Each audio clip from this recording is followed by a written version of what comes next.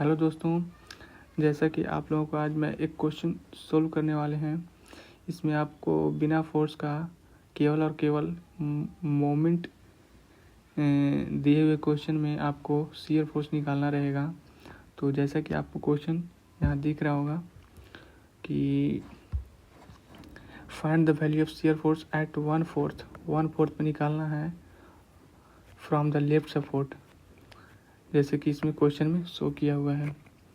तो इसी क्वेश्चन को मैं इस रिटन फॉर्म में यहाँ कन्वर्ट कर दिया हूँ और इसमें लेफ्ट सपोर्ट से मान लीजिए ये ए है और ये बी है। तो लेफ्ट सपोर्ट से L/4 पर आपको शियर फोर्स फाइंड आउट करना रहेगा।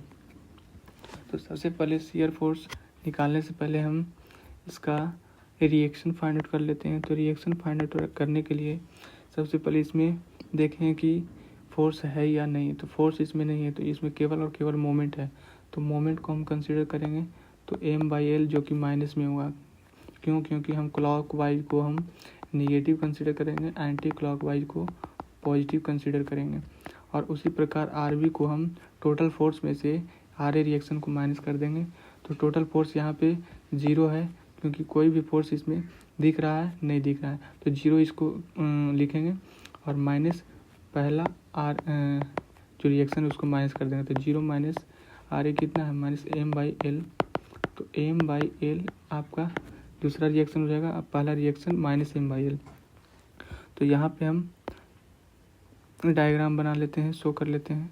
तो इधर रिएक्शन RA जो है निगेटिव में है, तो निगेटिव में कहने का मतलब डाउनवर्ड हो जाएगा -M/L, यानी कि M/L। और यहाँ पे एक सेक्शन है, मान लीजिए X है और ये सेक्शन जो है L/4 पर है।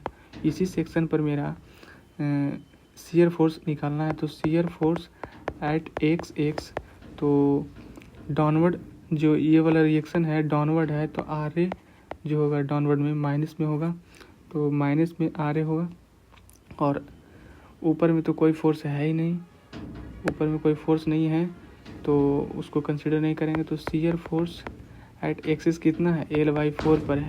तो L/4 पर केवल और केवल एक ही यही वाला रिएक्शन लगेगा, ये वाला रिएक्शन लगेगा। तो -M/L। तो शियर फोर्स एट L/4 पर क्या होंगे? -M/L। तो यहाँ पे this is my answer, -M/L negative में। Thank you.